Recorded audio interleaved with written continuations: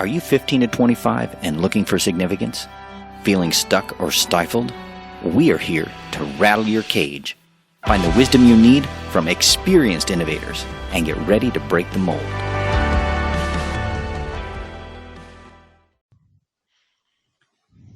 My guest today is Alex Huthmacher, and Alex has a very interesting story. He's taken some roundabout paths to where he is, and I think you'll be very curious about how he has done that. So, Alex, let's start off with for people who don't know you. Tell us a little bit about what you currently do, and then we'll go back a little bit through history on how you got here. Sure, yeah. So right now, I currently own an IT consulting business, and I have customers that have big networks that need worked on, and I do the work for those customers. So I'm generally a network engineering consultant, essentially, and I help design networks and configure networks and secure networks and that kind of thing. So if it's connected to a network, you know how it works. Essentially, yeah. Yeah, so I every now and then call Alex because he's in the know and pretty much knows everything there is to know about networks. And he has known this for quite some time. When did you first get interested in networking? Ooh, so probably back when I was about 17, I would say. Like 16, what year was 17? that from? Like, how far back are we going on this? Oh, okay. So that would be, make me do math. That's sorry, I didn't mean to make you do math on the radio. So 2006, I would say. Yeah. So how did you get into networking? What was the path there? I knew that I wanted to be in the IT field, but getting out of high school, I didn't really know what the path was. I always thought it would just be, get a degree in computer science and then move on to, whatever job shows up. But I had a really good mentor that I met in my first IT job, and I got this job while I was still going to community college, and he kind of pointed me in the path of networking and the certifications that you can get, which hold a lot of value in the industry. So I started studying for those certifications, and that's kind of like how I dove into the beginnings of my career. So you were in high school-ish? Well, where in high school? Yeah, so I graduated high school when I was 16 because I was homeschooled, so I was able to kind of break down the barriers and get everything done really fast. And once I was done with high school, I started community college, and that went okay in the beginning, but I really lost interest in that very quickly. And I won't tell Debbie. Yeah. And Debbie's classes were great, obviously. The computer science classes I loved, but especially the robotics ones. But once I lost interest, I kind of found a job and working in a really small IT shop. And that's where I met a good friend of mine, Jonathan Bushnell, who he was a great mentor and pointed me in the right direction of networking. And that's how it all got started. So, when I was probably about 17, 18, I got my first job after that on a naval base. So that was like my first real job, I would say. The previous job was just a really small IT shop that didn't really do real IT stuff. But that's where I met my mentor, who pointed me in the direction of getting networking certifications, which led to me getting a job on the Navy base. So there's a pretty big step from doing networks in a small business to running your own IT company, and there's been some pretty cool steps in between. You mind taking us on the trip, like start in Ridgecrest and land in Colorado, or back the second or third time? I'm not actually second sure. Time. Second time in Colorado. Okay. Yeah. So started in Ridgecrest. I got that first job in the Navy base, and that went well. And I did that for a couple of years, and then wanted to progress. So I got another job on that same Navy base. Um, did that for a couple of years, learned some things, got more certifications, and moved on to. Well, I actually met my wife who lived in Denver at the time, so I decided I was going to uproot my entire life and go live there. Um, so I did. I sold my house, moved on to Denver, and I worked for a small You, company. you bought a house. How old were you? Yeah, so I bought my first house when I was 20 and then sold it when I was 21, obviously. Yeah, I mean, working on Navy base for these defense contractors is a pretty stable job, so it was fairly easy to get a loan and get the house and everything like that. Um, and I had to sell the house to move to Denver, and I was lucky. I sold that in a week, and Wow. yeah, moved on to Denver and started at this small company that did micro banking in third world countries, and so I helped set up networks for these small banks in bizarre countries like Haiti and Algeria, Nigeria, all that stuff. And once I was kind of done with that, I didn't want to do that anymore. Because it was kind of limiting. Obviously, those types of networks aren't super complex, but they had their own challenges. But I decided to move on. I got a job at Comcast in Denver, and worked there for a month, and decided I didn't want to live in Denver anymore. And my wife had graduated college, so we decided to move to San Diego. And I got another job working for a defense contractor there, and that was like a big step up for me when it came to my salary. It was a big jump. For some reason, going from Denver to San Diego made a big difference, and so that kind of was like a really incentivizing way to go to San Diego. And so we went there, and I hated the job. It was miserable. It was really, really boring. And so I left that job and went to another job working for the city of San Diego through Xerox. So I was a Xerox employee, and I worked there for a couple of years. And that was a really fun job. I learned a ton there. I got to touch a lot of stuff. We managed the networks for all the city services, so police, fire, the golf courses, the data centers, everything that requires to run the city. Which makes me, I don't know if you heard about the news of what happened in New Orleans. Um, was it New Orleans? Somewhere in Louisiana, I think. They got hit with a huge cyber attack just recently.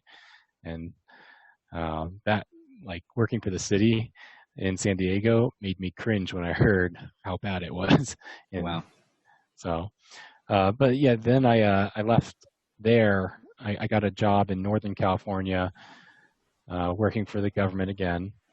And I did that purely to boost my salary, because when I went to work in San Diego for the first defense contractor, they paid me pretty well. But then when I went to Xerox, I actually took a pay cut to go there, because I simply didn't want to work at the defense contractor anymore.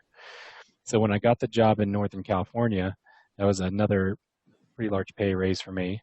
And then from there, I left that job and went to Los Angeles, where I went and I worked for Fox Sports there. I was the principal network engineer for their networks for all the broadcasting of Fox Sports. Um, that was really good experience. I learned a lot there. I had some good mentors there too. And then I left Fox to move to Texas, because I just couldn't stand living in Los Angeles. It was being in a big zoo, essentially. It was nuts. So left there, moved to Austin, Texas, and worked for a company called Axiom. It was one of the largest data collection companies in the world, and that was pretty fun. Did that for a couple of years. Spent a lot of time traveling to San Francisco and working for them, doing some data center work in San Francisco, and then decided I was tired of living in Austin, Texas, and a couple buddies of mine had started a company in Sacramento, and asked if I'd come join them and help them with contracts in Sacramento. So I moved to Sacramento and um, started doing consulting. And then once our contracts were up, the customers wanted to work with me solely and directly. So I started my own company and just started directly consulting with them. And I told them I was going to move to Denver, and they wanted me to work remotely. So here I am in Denver and working remotely. All right, so help me do some math here. So you started off in Ridgecrest. That's step number one. And then you moved to Colorado. And it seems like there was two steps there. There was right. So there was this small company called RJB Systems that I worked for that did the micro banking in third world countries. And then there was Comcast after that. Yeah. And then I moved to San Diego to work for SAIC, which is a big defense contractor. Okay, yes. And then I left that job for Xerox in San Diego. And that was sort of slash also working with the city of San Diego. Correct, yeah. And then I moved to Tracy to work in Livermore at the Sandia National Laboratories there. And then from Sandia, you moved out to LA to work for Fox Sports, and then to Texas and Axiom, and then there's sort of two gigs in Sacramento, sort of, because you sort of worked with somebody else, and then you sort of started your own thing. Right. So let's do some numbers here. That's 2, 3, 4, 5, 6, 7, 8, 9, 10. And how many years is this over now? Essentially 10 years. All right. So basically a job a year, sort of, or a switch a year, roughly, for like the last 10 years. Yeah. It's been sort of stable for the last 2 years. So some have been a little shorter, some have been a little longer. Yeah. I mean, the consulting I've done, it's the longest job I've had so far.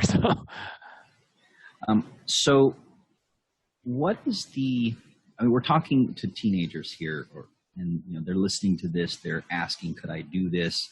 Mm-hmm. Tell us a little bit about, and I don't know how intentional this is, maybe you could pull the curtain back on that too. What's the side effect of switching that often in the tech field? Or are there side effects? There definitely are some side effects. What you'll find is really established places that have a big need to keep people for a long time will not consider you for a job if they see you switching jobs too frequently. It can hurt you in some instances, but in the tech field, it's getting shorter and shorter the average time that someone spends at a company, and it's becoming less significant. It used to be people looked for stability in their workers, but they know that turnover is so quick and so competitive that it's not happening. It's not as big a deal as it used to be. Are there any financial implications if you switch, or can you do it intelligently? How about that? Maybe that's the right way to think about this. Oh, absolutely. I did not do it the best way, absolutely, when it comes to switching jobs, because there are several times that I've had to pay back relocation fees and I'd lose vesting in my 401ks or things like that. So from a long-term perspective, there are probably smarter ways to jump around, but for me in particular, I was all about urgency, especially every time I moved. So that's one of the things that I kind of live by, is that if I want to make a change, I'm going to make the change as soon as possible. That way I don't lose out on any time, because I'm very cognizant of the amount of time I have on Earth, and I don't want to waste it, waiting for my 401k investment to invest, So how long you were most recently in Sacramento. How from the time you decided to move to Colorado to the time you were in Colorado, and I didn't even talk about Inukurn, like I didn't even throw that in there. How long did it take you to go from Sacramento to Denver, or where? Actually, are you in Denver now? Yeah, I'm in Denver. So essentially, my wife and I had decided in, what was it, October of 2018 to move to Denver. And I moved the entire family out here November of 2018. And then I followed them in July of 2019. So because I needed to finish up my contract that was local, that didn't include remote support, before I could move out here. So you had some local contracting pieces that you had to take care of that you couldn't do remotely, or at least were difficult. Yeah, exactly. So when the contract expired, I was able to negotiate the remote rates and that kind of thing. So you're in the tech field, you're specifically in the networking field, and you're mostly in interconnectivity and topology. Like what parts of the networking do you deal with? Yeah, so right now I pretty much deal with everything, security, data center, LAN, WAN, like that's the local area network, the wide area networks. I deal with the ISPs, every aspect I pretty much touch. I don't do things like server administration or that kind of thing, or just regular IT administration. I build the networks to support those kind of things. So you watch where the traffic is going, you make sure that things get where they're going reliably, et cetera. So yeah, reliably, securely. The reason I asked that is I was listening to you a second ago, and it occurred to me that as you're talking, you suddenly decided, I mean, maybe it wasn't as sudden as I'm making it out to sound. You wanted to be in Colorado, and it was. I mean, there were some obviously loose ends that had to be tied up, but there was a fairly quick shift after you decided to do this. And it looks like, as I go back through time here, that several of the moves that you made were because you just wanted to be somewhere else, and so you moved. And it looks like that was fairly quick. Does the field you work in allow you to do that more readily? Yes, yeah, absolutely. I mean, being in IT, luckily every major city needs IT services. It's as long as you are marketable as a person, as a worker, then you can pretty much move wherever you want. And that's like one of the best advantages of being in the IT field is that literally every major city has tons of jobs waiting for you. So let's break this down then for a teenager that's interested in IT or networking, like in either of those fields, maybe not necessarily coding, but in these support fields for the computer industry. How do you get to where you are from, I'm a high school student and I'm just curious? And you're just curious. Well, I attribute video games to much of my career. I did not expect you to say that, but I think we've had this conversation. Yeah. Video games got me into using the computer a lot, and then, having to fix the issues when trying to play with your friends and that kind of thing. And then once you realize, like, you can kind of understand and fix these things, you realize, like, especially if you're a high school kid and you're the go-to guy for setting up the LAN parties or whatever, getting everybody in the right groups or whatever, then you realize that people come to you and ask you help. If you're the one that your grandparents are always coming to ask for help, it probably means that you've got some additional interest in the field, and that you can probably take on the task of starting to be intentional and studying for it.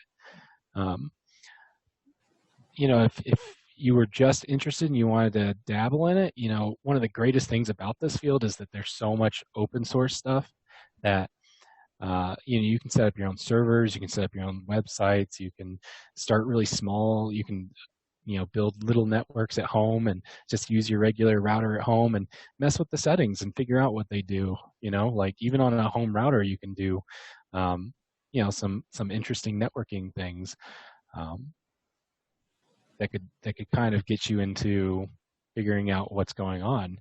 Um, it does require some book learning. You really have to be disciplined in studying the technology and figuring out how it works.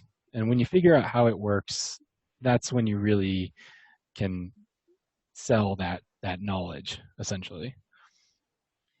So, what is the leap from I'm playing video games to I'm setting up the LAN for the LAN party? Like what is the difference there? Well, I think it's not working, and I need to make it work, essentially. um, a lot of times, I can remember even when I was a kid playing video games, my dad would put on restrictions on the Wi-Fi and the networking, and figuring out ways around those restrictions were just like nefarious or just creative. No, like you can't play Counter-Strike after 10 p.m. Well, guess what? If I keep my TCP connections open, you can't block that with your home router. So, have you admitted this to your dad? Oh, he knows. He knows. But yeah, I mean, look, especially when you're playing with other people and playing online, that's when the network comes in, right? That's where if you didn't have a network, you wouldn't be able to do that. You can go to your command prompt and see your IP address. If you go to what'smyipaddress.com, you can find your public address and see that, your address on your computer is not the same as what your public address is. Well, there's a whole bunch of networking that is required so that you can connect to other people on the internet, and it's all done through network address translation and things like that. But if you learn those steps, just how do I get to google.com? That's a lot of information that you can learn. In fact, that's one of the big interview questions is if you're on a PC and you need to get to google.com, but it's not working, how would you troubleshoot it? And it's just knowing the basics of what steps you would take to get to that website. So, and what technologies are involved. So so this is kind of a hard question because there's probably two answers to it, and you can give me both answers. But how long does it take to get this knowledge? And how long does it take to get started? Like a meaningful amount of knowledge in order to start doing things. When I was in community college, I was failing. I failed 2 semesters in a row. I was doing terribly. And I talked to my mentor in my first job, and he told me if I got my CCNA, he would offer me a job on the base, on the Navy base. Mm-hmm. And I got my CCNA in 3 months, and he gave me a job. So within 3 months of not knowing how IP addresses work or how networking works, just knowing the basics of like, oh, here's a computer, here, sometimes you can modify the registry and like things like that, like really basic stuff, to knowing the entry-level networking information that I needed. It only took me 3 months, and it was through learning a certification called the Cisco Certified Network Associate. So that's the beginning piece. So 3 months of how hard did you study? I studied every single day from 6 p.m. to usually about 1 a.m. because I was working at the same time. So for 3 months, let's do a number of hours in this. So it's like 5 hours times 3 months is like 1,500 hours? What is that? Yeah, just about. Yeah. Is that, or maybe 900? Let's see, 35. Hold on. There's 30 days, 90 days, 5 hours. Okay, sorry. It's more like, all right. Yeah, 500 or 600 hours. Anyway, so like a quarter of a year of like actual work, sort of, which is about right. Like because it's 3 months, like that's about right. It's not quite an 8-hour job, but close. Yeah, yeah. It was. It was grueling, and but it was really, really good studying. It was very, it, in fact, studying for the CCNA is the stepping stone that has led me to the very top of my career right now. And without that, learning how to study for this stuff was as important as learning the material. So the actual method of studying and getting your brain to study in the right way, that put me on a whole different path. And I feel like that's something I never learned in school, was how to really study at an accelerated rate. And studying for CCNA really taught me that. Um, so you and I've sort of talked about this, but I'm going to poke a little bit, just dig a little on that one. So there, you said there was an amount of book learning that had to go along with that, but you're talking about an application very hands-on. How much time did you spend reading, and how much time did you spend on the computer configuring? So to learn CCNA, I always break it up into three. I would read a book, I would watch videos, and then I would practice in a lab. So I would say 30% of your time should be studying from your book, 30% of your time should be listening to people that know how to teach the material, and then 30% of your time should be practicing it. And the other 10% you can just do whatever you want. You had to make that turn into 100%. I saw what you did there. Yeah. So the students following along, trying to do this, what kind of a student would you recommend to take this path? Because I'm sure that it's not well suited for certain kinds of students or certain kinds of people. Right. People that enjoy technology are going to be the most successful. But I've seen many people that don't enjoy technology but still are able to learn it and turn it into a career. Whether it's the right path for them or not, I don't know, but they make it to the end anyways. But yeah, Pete, you have to be motivated and disciplined. You have to have a reason that you want to get a high-paying job, and then you have to be disciplined enough to get it. So you have to put in the work. You can't slack. Right. Yeah. These certifications, it comes in waves. Some years they're more credible and other years they're not as credible. And usually it follows basically how many cheaters there are on the test.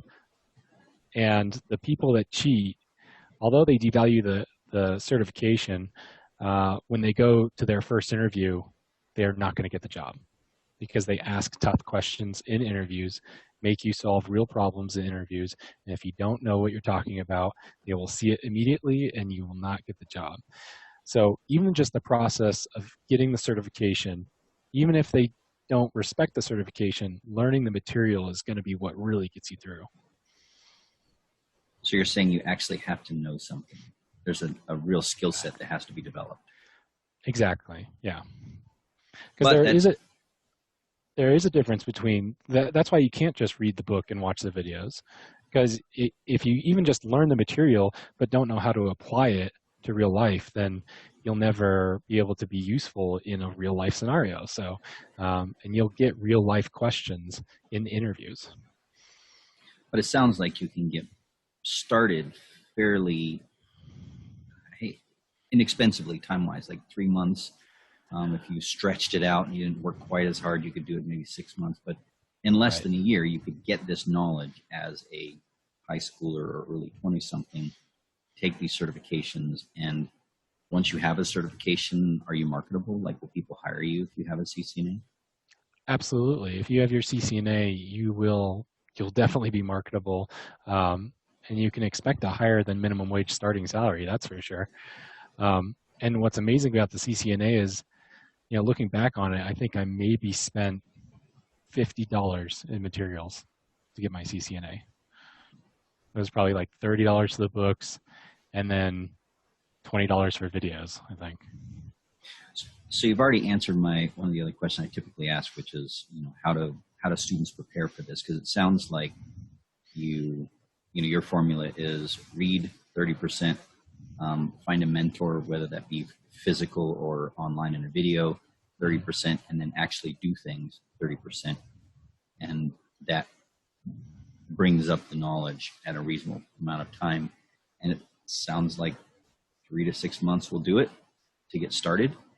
And how much learning have you done every year since you started?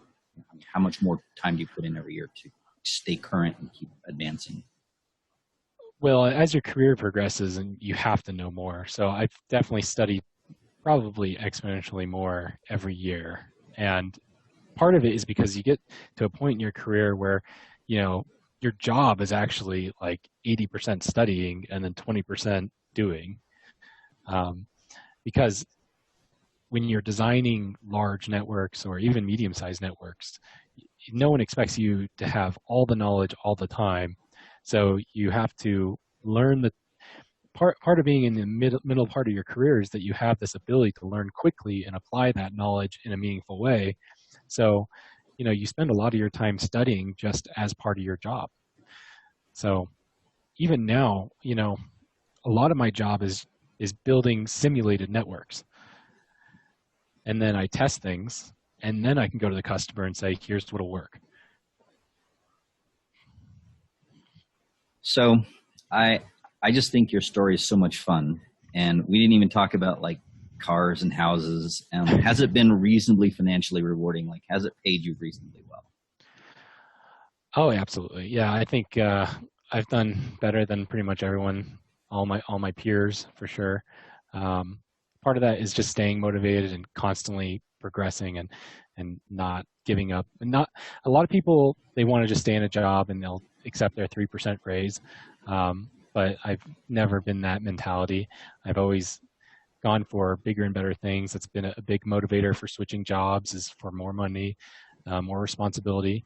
And then when you can accomplish that, it is very rewarding. So.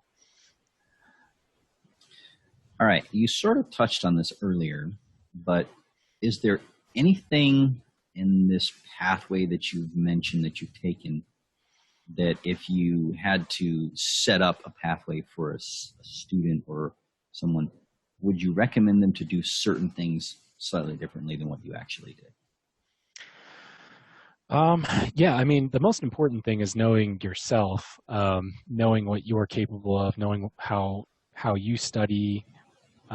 Because a lot of people study differently, and that's one of the things that makes it hard in traditional schools sometimes when learning things, is that they try and teach everyone the same way. And what's nice about certifications is that you get to learn it your way. You don't have to take a class, but you can take a class. You don't have to watch the videos, but you can watch the videos. For me, learning through the book, I would always read the book first, watch the video second, then do on hands third. And for me, that was the perfect formula. But for most people, they can figure out their own formula as long as they keep with it, and they'll figure it out. And once you have that formula figured out, you can learn new things even faster and faster. And that's really what makes this career really good for accelerating, is that once you learn one thing, it makes it easier to learn the next thing, and easier to learn the next thing, and easier to learn the next thing. And that really snowballs, and it becomes where if you want to learn something new, it's not scary or challenging. It's just part of the things you have to do. So. All right. So in wrap up, last question, what has been the biggest reward or benefit of taking the path that you've taken? Oh, it's definitely got to be the freedom to go where I want, do what I want. I mean, now that I'm working remotely, I can go on vacation wherever and keep working, and I can go anywhere and do anything I want to do, which is awesome. But yeah, I see a lot of people, especially in their careers, are super frustrated because they're either stuck in a position they don't want to be, or they can't progress or don't even know which direction to go at all. And with the IT field, is you can go in a lot of directions. You have a lot of options, And once you choose one and you become specialized, then you can specialize in another one if you want. And it'll be easier than the first time you specialized. So I specialized in networking, but right now I'm transitioning to security because I know security is hot right now, and I can migrate real quickly over to security. So it's one of those things that you can't put a value on is having the freedom to move where you want, do what you want, and change jobs if you want. If you don't like your manager and you know there's no other way to get away from them, you can just change jobs. Alex, thank you for pulling the curtain back for us. And this sounds like a particularly useful pathway for someone who is independent and interested in technology and willing to work hard. Learn a lot. Absolutely. Yeah, my pleasure. Thank you. You want to stay inspired? Subscribe to the Developing Innovators channel and get inspiration every week. You can learn more about becoming an innovator on our website, developinginnovators.com. Now, go do something. Knowledge only becomes wisdom when we use it.